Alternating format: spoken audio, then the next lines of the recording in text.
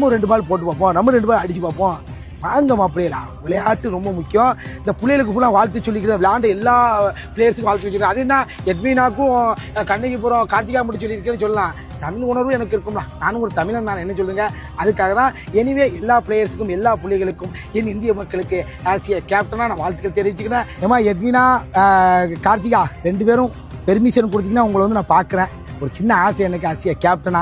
ஏன்னா உங்களை மாதிரி ஆட்களை உங்களை இடத்துல வாழ்த்துறது எனக்கு ஒரு உத்வேகமாக இருக்குது. ஏன்னா உங்களை பார்த்து நிறைய இன்ஸ்பிரேஷன் ஆகலாம், இன்ஸ்பிரேஷன் ஆகுது, ஊக்கப்படுத்துகிற மாதிரி இருக்கணும். அதுக்காக சொன்னேன்.